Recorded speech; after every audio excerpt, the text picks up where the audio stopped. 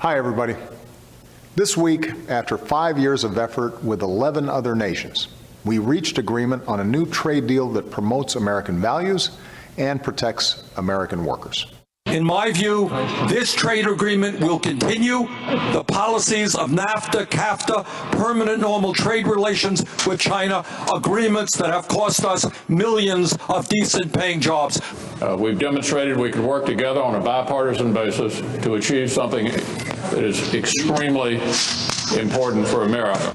I urge my colleagues to reject the TPP and stop an agreement that would tilt the playing field even more in favor of big multinational corporations and against working families. What we need to do is prioritize negotiating the Trans-Pacific Partnership by year's end. Free trade and technology should be our greatest carrot, the greatest carrot of our statecraft. Look, you don't have to take my word for it.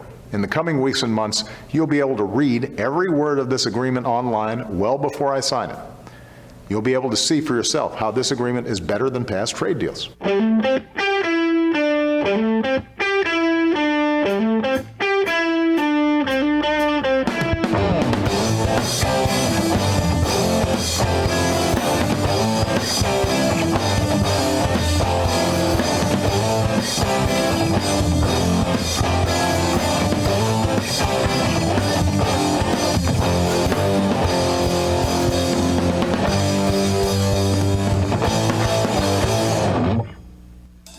Hello and welcome to the second episode of Left Out. Before we get into the session, a little bit about ourselves. My name is Mike Palmieri. I'm a radio syndication manager at Democracy at Work and a graduate of the New Schools program in International Affairs. And I am Dante Dallavalle, recent graduate of the College of Social Sciences and Humanities at Montclair State University. Left Out is brought to you by Democracy at Work, an economic justice organization that strives to advocate for alternative solutions to the current model of capitalism. To get a better understanding of what we do, visit democracyatwork.info and click on the radio page. There you'll be able to find our podcast for Left Out, as well as older archived episodes. So we took up President Obama, and today we're going to be looking at the new multilateral trade deal known as the Trans-Pacific Partnership, better known by its acronym, the TPP. So we talked to some wonderful people for this episode today. We got in contact with a public citizen. We got in contact with the Economic Policy Institute. We got in contact with some union leaders. And we have a great episode in store for you guys today. So what is the TPP in the first place? That's the question at hand. Yeah, so, well, according to the U.S. Trade Representative website, it is the largest global trade deal. It's involving 12 countries now. On the Western Hemisphere, you have the U.S., you have Canada, you got Mexico, Peru, and Chile. And then you have New Zealand, Australia, Japan, Malaysia, Brunei, Vietnam, and finally Singapore. And it covers about 40% of the global economy. It's a huge deal. Quote, this is from the U.S. Trade Representative website again. So, quote, the Trans-Pacific Partnership writes the rules for global trade. These are rules that will help increase Made in America exports, grow the American economy, support well-paying American jobs, and strengthen the American middle class. That sounds amazing. Yeah, it does, doesn't it? It does. I guess this is why proponents also claim that it's going to eliminate taxes, it's going to eliminate tariffs, and this, of course, will help American-made goods get into other countries, and that in turn will then boost our exports, and boosting exports also helps small businesses and entrepreneurs, and it seems now we've found what economists call the virtuous cycle. It's a beautiful thing here. So we need this deal, according to Washington, because we need to lead the way for the global economy. The common refrain you hear from economists and from political pundits is that we, the United States, not China, needs to write the rules for global trade. And the TPP is also what's referred to as a docking agreement. What's a docking agreement? What that means is that more countries are just eligible to join it down the road. So I think one thing that's going to become very clear throughout this episode is that though the TPP has been presented as a trade agreement, when you begin to kind of look through the 30 plus chapters of the agreement, you find that only 6 of them actually deal with outright trade. And I'll think a lot of that has to do with the fact that most of this document was written in secret. It was by representatives of corporations, different interest groups and lobbyists were the only ones that were allowed access, right? So the American people had absolutely no input here. Even politicians were barred from participating in the drafting process. A lot of them only got to see things that were released, illegally through different leaks. And the White House, though granted fast track authority, which for those of you who don't know, means that when this bill does hit Congress, it either gets an up or a down vote. No one can add an amendment or change the language of the text that's already been agreed on. And that in turn limits debate. And so one of the reasons that the legislation still has not been introduced to Congress now is because it's known that this agreement is not supported by a lot of different members of the House. It's going to meet massive opposition once it gets to Congress. Complete lack of transparency in this deal. And so with that said, that brief introduction. It's important for all of us to become educated on what this deal is, so when the time comes, we're able to meet these very hyperbolic claims with informed, critical dissent. Exactly. And so with that said, we started our conversation with Melinda St. of Public Citizen. My name is Melinda St. and I am the Director of International Campaigns at Public Citizen's Global Trade Watch. And Public Citizen is a leading consumer organization in the United States. Our division, Global Trade Watch, has been monitoring the impacts of U.S. trade policy on domestic decision-making and a whole host of other issues. So we asked Ms. St. Louis about the TPP, about Congress and this fast-track authority. The TPP, or the Trans-Pacific Partnership, has now been signed, but it's the U.S. Congress that has the constitutional authority over trade. Through fast track, what that meant was that Congress is essentially tying its hands to be able to amend or change any of the now 6,000 pages of this agreement to see if there are elements of it that are detrimental to the U.S. public, and unfortunately there are many problems. And so Congress will now have to vote just yes or no, and will have very limited debate. So what's particularly frightening about this agreement to opponents of it, not just the framework of it, but what's actually included in it.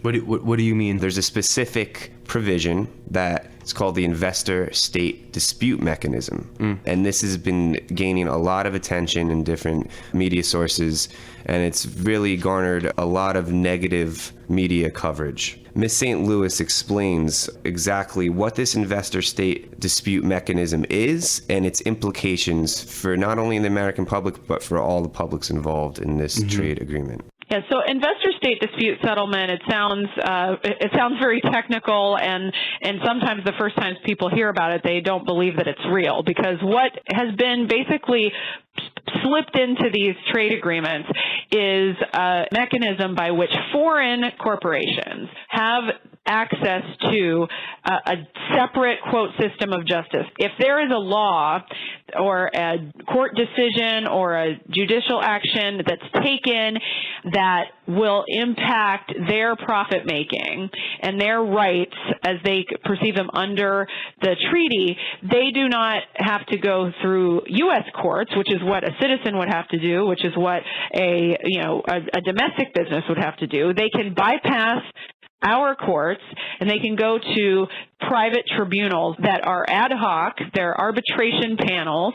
They're made up of 3 private lawyers who are investment lawyers. Many of them rotate between bringing cases on behalf of these foreign corporations and one day, and then sitting on an arbitration panel deciding whether these extreme rights in the treaty have been violated another day. So there's huge concerns around conflict of interest. They're not judges. They aren't bound by precedent. There's no appeals process. All of the checks and balances that we expect in a legal system are not there. And these private lawyers decide whether the offending law by the government has violated the rights of the investor, and they award the government, so taxpayers, to pay compensation unlimited amount they can award. It can be millions or billions of dollars in taxpayer compensation to these foreign corporations. She went further and she detailed specific instances where the investor-state dispute settlements have been used. For example, just last month, TransCanada, which is the Canadian corporation that was intending to build the Keystone XL pipeline from Alberta to the Gulf of Mexico, has launched a $15 billion case under NAFTA, investor-state dispute settlement case, against the United States because President Obama last November rejected the construction of the Keystone XL pipeline after years of mobilization by the environmental community, indigenous community, et cetera, to say that this was not in our national interest, and it also was not in the interest, obviously, of the planet because of climate change. And so basically what this means is that a Canadian company, if it had been a U.S. company that was going to build it, they could challenge that action through the U.S. court system, which is often very deferential to investors, et cetera. It's not that they would not get a fair hearing, but they get this pro-investor biased private arbitration option being a foreign corporation. And the list goes on. Germany decided to phase out nuclear power after the Fukushima disaster in Japan. That would affect any nuclear power company, domestic or foreign. But a Swedish company launched a $4 billion investor-state case against Germany because they wanted to be able to build their nuclear reactor. And they want to get compensated for that, even though this is a public policy that was democratically come about and, for different reasons. Bans on toxic substances have been successfully challenged, where toxic substance banned, the investor says, but that's going to affect, I was going to sell that toxic substance, so you should compensate me. And the Canadian taxpayers indeed had to do that after an investor-state case, and the list goes on. So this investor-state dispute mechanism is extremely problematic because what it basically offers is a two-tiered judicial process, okay? You have one judicial process for the average American citizen, for the average Chilean citizen, for the average Mexican citizen, and so on and so forth for all the countries involved in this deal. And then you have a complete other judicial process offered to and provided for big corporations and the wealthy individuals that own these corporations to pursue cases against states that have specific regulations in line for labor protections, for environmental protections that can be usurped and overridden for the benefit of profits. Melinda St. Louis's comments make something very clear here. We hear a lot of different rhetoric about what makes America so great are the checks and the balances of the judiciary and the executive and the legislative branch. But what's going on here, those same checks and balances, the ones that are held up by every president, by every elected official, even our elementary textbooks, are only being held up rhetorically, yet in practice are withering, they're dying, and they are rotting. And the problem that we all need to recognize is that this is at the expense of not the wealthy, not the corporations, but the wider public itself. Mm-hmm. So we've outlined the political ramifications and what this trade deal means for democracy. And I know it may seem that it can't get any worse, but it does. But it does. And so we're going to be looking now into the economic dimensions of this trade deal. And it was with that in mind that we were able to contact an individual who was right at the heart of this in the steel industry. Mm-hmm. This gentleman's name was Wayne Ranick, and he was a spokesperson for United Steelworkers Union. My name is Wayne Ranick. I'm a spokesperson for the USW International. TPP would prove disastrous for workers, American manufacturing, and the U.S. economy as a whole. We have a trade policy now that just produces massive deficits, and it's forcing factories to close by the thousands. And the TPP is just going to make matters worse and cause more of the same damage. And you know what? It's really easy to see why so many people like Ranick are skeptical about this deal, right? Because the TPP isn't new to the global economy. It's really an extension of our history with past free trade agreements that have left a bad taste in the mouth of the American public. Not just a bad taste, but millions of people unemployed, jobs lost. So let's get to that. We'll begin with NAFTA, right? So we looked at Jeff Fawkes of the Economic Policy Institute's article concerning NAFTA, his 20-year anniversary celebration of the North American Free Trade Agreement, right? Yeah. And there's some really important empirical, statistical facts that he drew from the years since NAFTA has been enacted, right? And the first one is the job loss. 700,000 jobs were lost, and predominantly in manufacturing, right? So the jobs that were created were in less secure, lower paying areas, and disproportionately were outweighed by the jobs that were lost. Yeah, and then there was his second point, and that was that the NAFTA trade deal drove down wages and benefits. One, because manufacturing is a very high wage and has good benefit kind of sector, but it also undermined collective bargaining and labor power, because companies were now able to move production much easier abroad, and therefore if they asked for something more, you can always use the threat, we're going to move here. And as a connection to that, it also had declining local revenues. As companies moved abroad, it also moved tax base for a lot of these different towns with it. Absolutely. And in Mexico, it prompted mass immigration, right? Mass immigration from the countryside. It displaced the Mexican countryside, further driving down U.S. wages from unskilled labor that was forced to come to this country because of the political and economic ramifications it had on a developing country like Mexico. Yeah, right. We often tell a story of the kind of push-pull theory of immigration, and a lot of times we like to idealize the fact that people come to America because they love it, because it's a great place. And I think that often in the story of Mexican immigration, it's overlooked the push factor of what it meant for huge agricultural companies to be able to now sell their products at prices that were much lower, that the local Mexican industries were able to produce that, and small farmers to compete. Exactly. And believe me, it's no coincidence that it was those same people who were crossing the border. Of course. And fourth, Jeff Fawkes points to the precedent that was set by NAFTA for the upward redistribution of wealth, right? And it's to businesses and investors. All this money is flowing to the 1%, right? To the 5%, to the 10% at the top. The businesses, the investors, and it's all coming from workers and labor that are giving these concessions. Not giving these concessions, forced to give these concessions, right? So there's this mantra that the left likes to use, and it's socialism for capital and free markets for labor. And what this explains basically is that the concessions, the subsidies, the government support is primarily flowing to big business and to wealthy individuals who at the same time deride, detest any type of social welfare state that could better lift up the public, right? So it's this kind of reoccurring, ironic, hypocritical point where the government is told to be big and bad, but when we begin to unpack these trade deals, it's that exact big and bad government which is not detested if it's going to hand out multi-million-dollar subsidies to your industry. But if and when it wants to offer some kind of jobs training program or a public job program, that's not touchable. Exactly.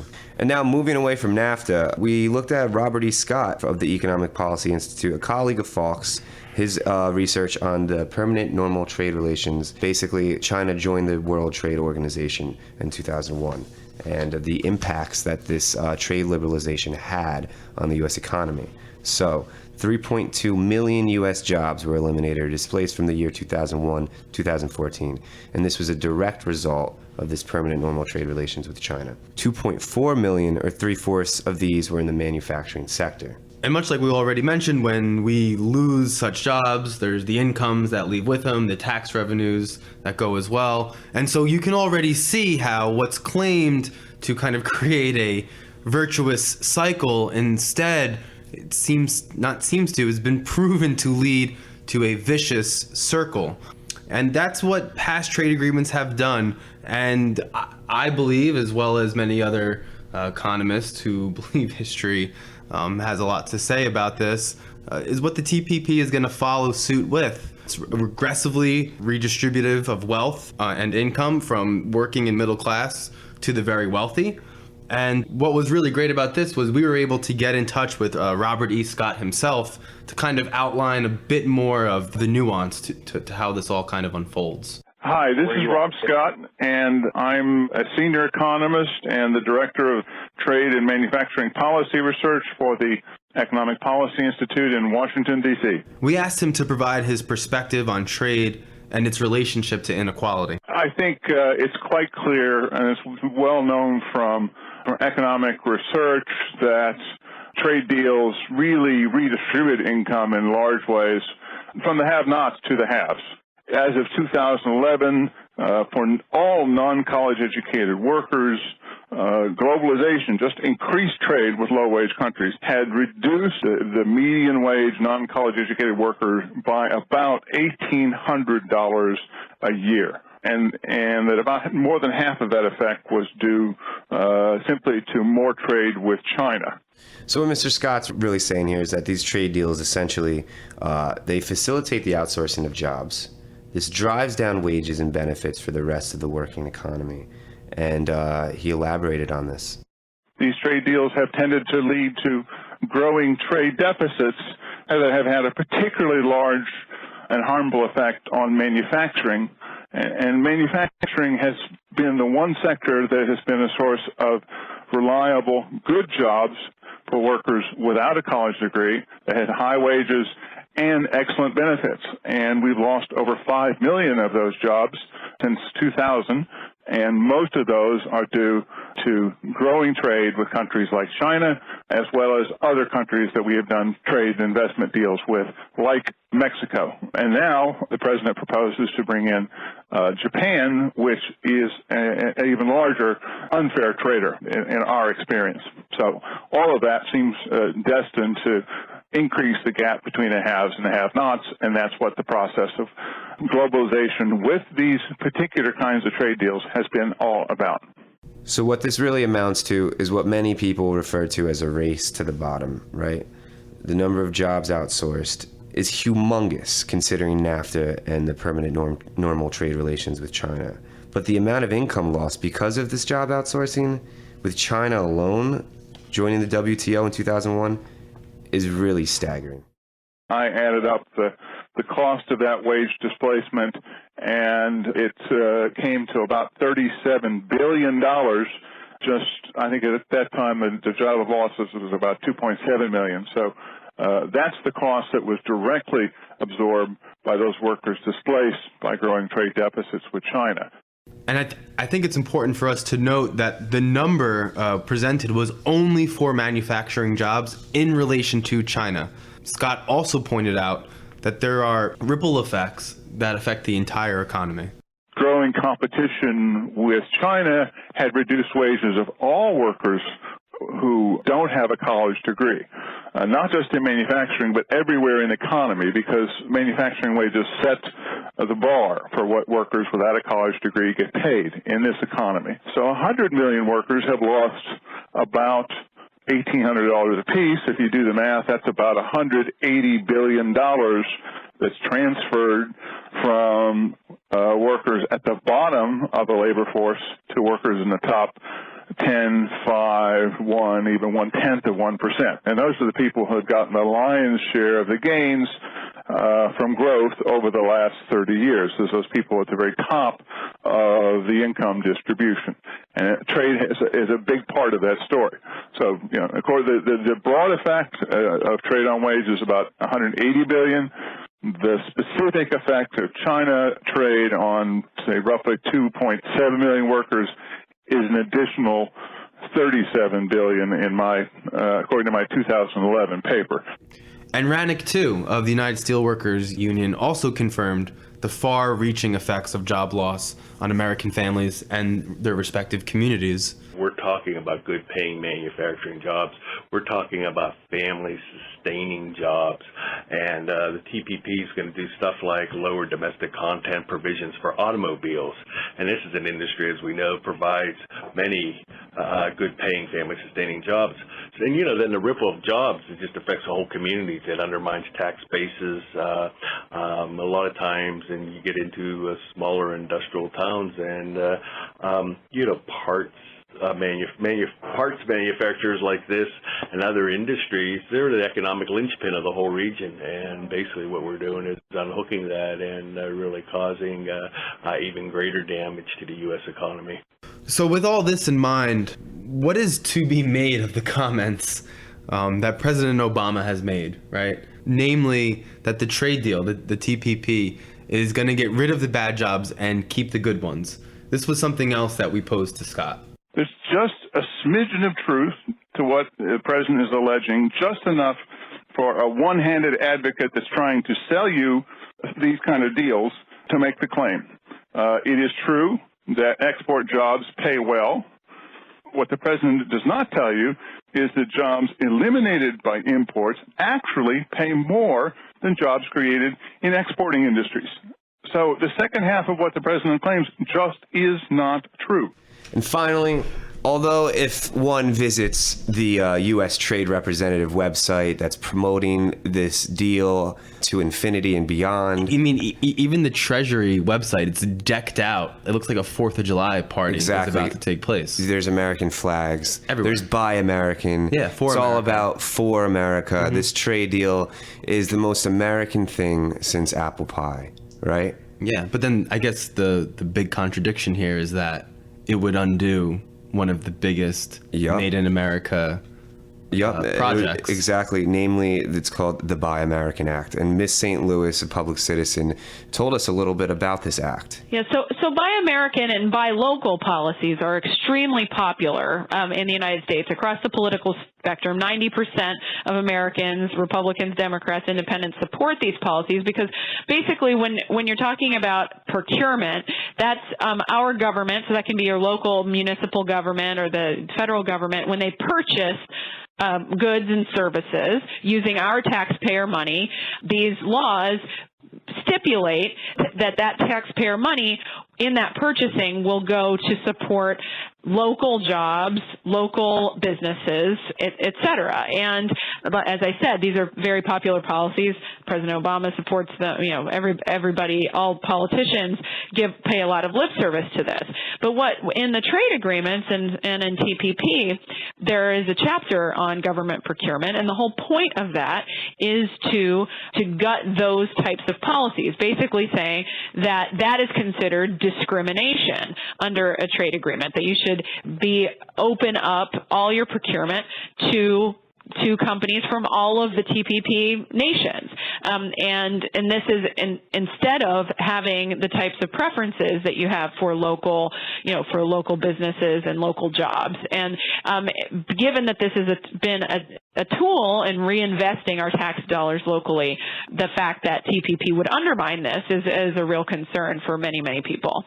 And I think the icing on the proverbial cake, as we would say, is that while the proponents claim that the TPP will not negatively affect the job market, or at least that it'll be a minimal effect, Congress, at the same time that they're stating this, drafts additional legislation to deal with what else? Jobs that will be lost by workers from this trade deal, right? And the legislation in question, just so you can look this up, is called the TAA, the Trade Adjustment Assistance Program. And what's the kicker, right? Not only that they at one deny that jobs will be lost, yet pass legislation to cover jobs lost, is where the funding for the TAA is going to come from. You'd think it would come from the same companies, right, who were creating the job displacement. You think that something could be set up where they have to pay a certain percentage to retrain the workers that they leave behind. No. The main funding component of the TAA will be the American taxpayer themselves. An estimated $450 million per year will be taken out of Medicare to deal with workers who lost jobs deliberately from this trade policy. Not the wealthy corporate lobbyists, not the companies who move abroad, the workers and wider public themselves. Yep, and the irony comes full circle with this, Mike, because if you really think about it, the people, the working class families that are losing the jobs that will be receiving this TAA, Trade Adjustment Assistance, are the same people that will be eligible for Medicare in a number of years down the line, right? So they're basically undermining their own Social Security. It's the irony just comes full circle here, guys, and it can't be overstated, right? So let's move on to a part of this deal that's getting a lot of attention, actually, and rightfully so, the intellectual property provisions that are snuck into the agreement. So when you think about free trade agreements, or when you think about free trade philosophy, conservative neoclassical economics, we often think about competition, we think about markets, we think about competing in the market for the lowest possible price, all these technical terms that justify our economic system and glorify our economic system. The cheerleaders of capitalism use these words to try to sell us, quite literally, on this system. So it's interesting then, right? I mean, I'm sure you were going here already, Dante, that one of the main grounds in which you can criticize the TPP is that it's completely, or includes completely, anti-competitive clauses. Exactly. That actually expand monopoly rights, particularly for big pharmaceutical companies and entertainment industries. Exactly. And what's really funny here is that it's not a radical machination of the left. Economist Paul Krugman, right? A very, by no means radical economist. He was speaking at the National Association of Business Economists.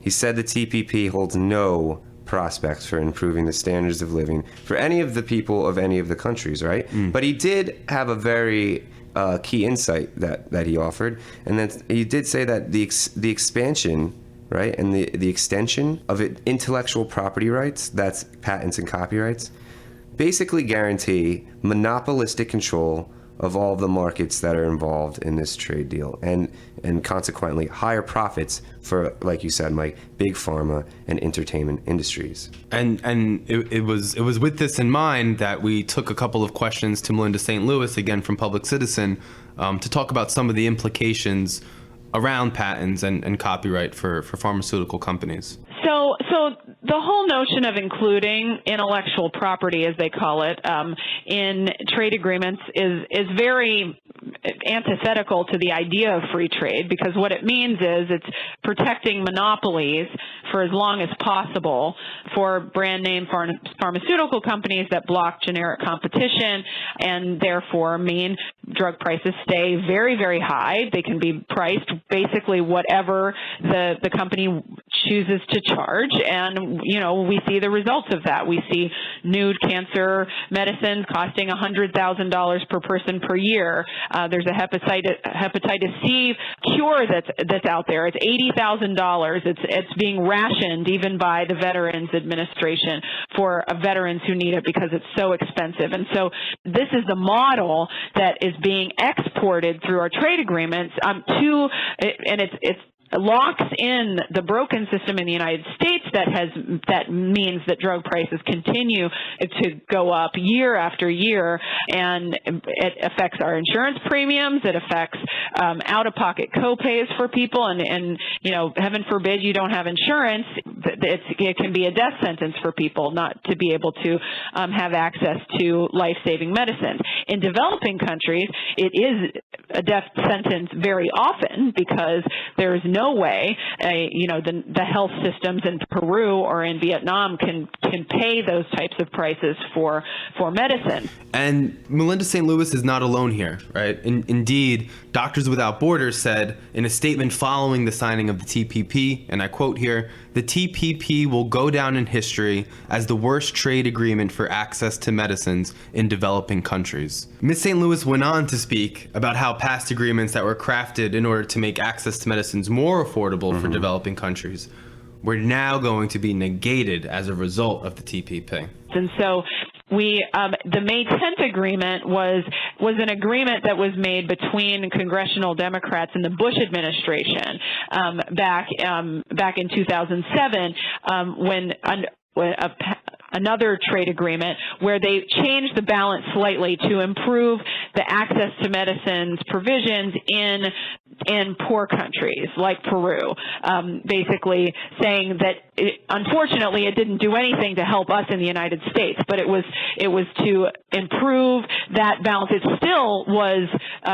still expanded these monopolies terribly, but it was slightly less bad than what we had seen in past agreements. And unfortunately, the TPP rolled back even that agreement and actually expanded the monopolies for big pharmaceutical companies in new areas around some of these life-saving cancer drugs, expanding their monopolies even beyond patents. A patent is only one way they get monopolies. They get monopolies also through market exclusivity and a whole host of other very technical things, but what they mean is that it allows them to charge monopoly prices for as long as they possibly can and for longer in some of these countries. So again, instead of encouraging innovation, the trade deal is actually a barrier to innovation. And so we also got a hold of David Rosnick from the Center for Economic Policy and Research, who agreed with this analysis. You know, these trade agreements are actually oriented towards very different objectives, actually. You know, we talk about things like extension of intellectual property protections and things. This is the very opposite of free trade. We're talking about companies saying that they have monopoly rights to produce something very specific, and this drives up the price of that good, and many, many times more than, say, a 5 or 1% tariff on, say, a shirt. The price of pharmaceuticals or software or movies is much, much higher than an economist teaching introductory level economics class would be very, very concerned about. These trade agreements are supposed to be about reducing protectionism, but they seem to be largely about introducing protectionism or extending protectionism.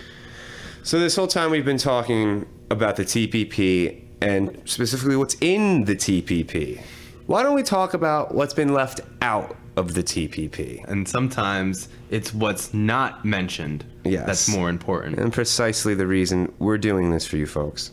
So, the TPP, a lot of critics claim, doesn't address what many believe to be one of the biggest unfair advantages in global trade, right? And this is currency manipulation. Yeah, we spoke to Robert E. Scott from EPI about that topic. Currency manipulation takes place when countries buy up foreign assets like U.S. Treasury bills, and what that does is reduce the value of their currencies.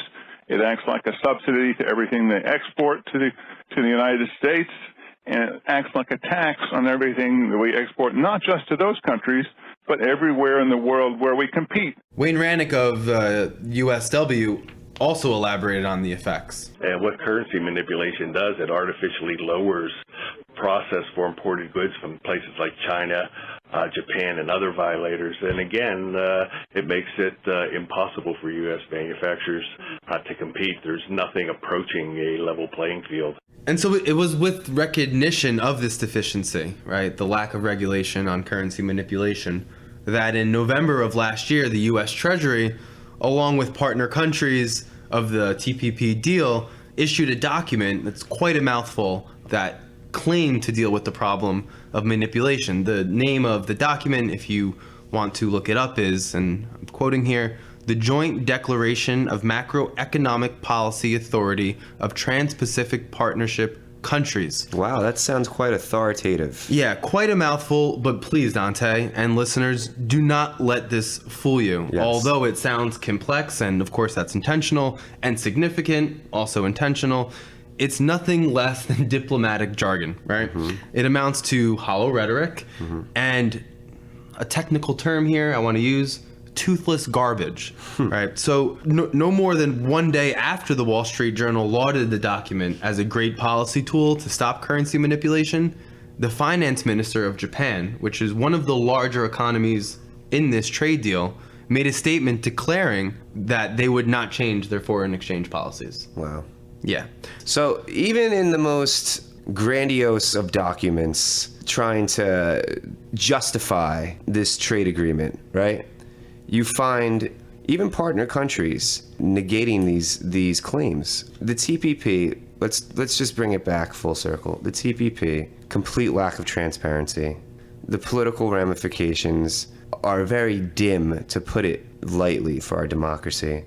The economic implications of this deal just follow a trend of free trade agreements in the past that the American public is thoroughly aware is not good for them, right? Or for the working families or middle class families in our country or in any of these countries. And the lax regulation in areas that do matter, in areas like that currency do matter, manipulation, but then over regulation, yep, in areas like medicines, and technology, the mechanisms that override our judicial processes. The list goes on, and that's only the tip of the iceberg, really. We've only offered you what we found with a cursory review from different organizations that have been working really hard. And a taste testing of sorts.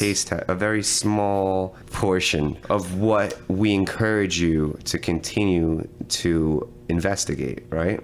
So, but as always, there's alternatives, right? The TPP hasn't been introduced to Congress yet. We talked about why, because it's going to meet massive opposition from the public and from citizens groups and from labor unions, right, which it already is. And when it gets introduced to the Congress, like we mentioned in the beginning of this episode, that's when the fast track process of 90 days begins to tick, right? So within that time, we need the public, or the publics, right, rather more correctly, all the publics of these nations that are involved in this really detestable trade deal, to pressure their governments to act in solidarity and to realize their collective interests will not be met by another trade deal that is going to undermine our democratic institutions and our economic mobility. So it's with that in mind that it's one thing to be able to say no, right? But saying no is not a strategy, and it's not a way to move forward. It's a first step in a long list, right, of possible actions. So it was with that in mind that we started to think about what would an alternative trade deal actually look like for the average American or the average citizen of any other country. And so we posed this to Wayne Ranick. There's no real simple answer here, but I mean, I think, at the minimum, labor rights would have to be recognized. The rights to organize would have to be recognized. And Melinda St. Louis. First of all, you would need to have a very different process of negotiation if you're going to truly push a deal that's about uplifting the working people and consumers in all of the countries. You would want to have an open process that's not dominated as it is currently. There are 500 trade advisors, who 90% of which represent big corporations who have access to the text. And you can see a different model, a model that would raise standards. You could see something that doesn't say, oh, you need to have a minimum wage, but doesn't give you any sense of what that minimum wage would need to be. So you could have a minimum wage of 2 cents an hour and comply with the TPP. So you can, to have real standards that are a floor, that could raise living standards across. You would want to have human rights standards that aren't enforceable, but that will be enforced later. And I think in closing with this episode, we need to emphasize that we need to take time to educate ourselves about realizing what free trade deals have been and what this deal is. And the reason we need to educate ourselves about these things is because we cannot, unfortunately, trust our public institutions to educate us on these issues in an accurate way that reflects the realities behind these deals, right? Because looking at the trade representative website at the beginning of this episode and then comparing it with the extensive investigative research that's been done by these organizations paints two completely different pictures. And it's pretty intentional, and it's pretty clear why it does that, right? And this trade deal just follows a history of other trade deals, as we've mentioned, and it's really, simply put, another demonstration of the movement of capitalism, right, from its old centers, the US, Europe, Japan, to the new centers, where labor and environmental regulations and human rights protections are lower or even non-existent, right? Yeah. Far from dealing with only trade, these agreements really reproduce and they reinforce the conditions necessary for very wealthy individuals and corporations to accumulate more and more and more wealth, right? The extreme inequalities we see today and which Oxfam reported on back in January, are only going to be further exacerbated by the arrangements put forward by these deals. And so in closing, I just want to invoke what Jonah Walters brought up in our first episode, the idea of solidarity meaning more than simply sympathy, that it has to be action, and that people listening to this episode and others out there working on these types of projects, different organizations, need to refuse yet another compromised free trade deal that favors this tiny minority. That we need to draw a line in the sand now to be able to begin to move the U.S. economy into something that's much different. And I think it starts with the idea that this current model is broken, and that instead what we need to start doing is building something different that we can and should do better than capitalism. With that, thank you for listening to the second episode of Left Out. So we'd like to extend enormous gratitude to Rob Scott of the Economic Policy Institute, Melinda St. of Public Citizens Global Trade Watch, Wayne Ranick of the United Steelworkers Union, and David Rosnick of the Center for Economic Policy and Research for taking the time to talk with us today and lending their insights. It's very much appreciated. Very much appreciated indeed. We suggest that you'd visit Public Citizen, the Economic Policy Institute, EPI.org, and the Center for Economic Policy and Research, each who have their own respective websites. There you'll be able to find a lot of great resources, links to the reports that we've mentioned here.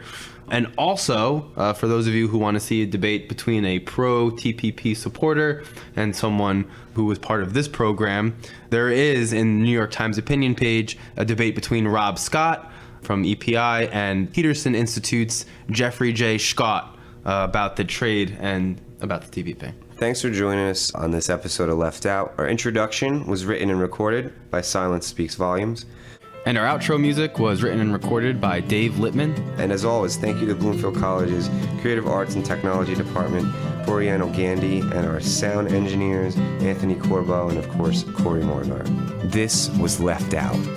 Woke up this morning with a funny feeling of doubt. By the time I got to work, I had been contracted out. By lunchtime, there was downsizing all about. I asked what was the story. They said we had been bought out. So here's your 201k and your one Brussels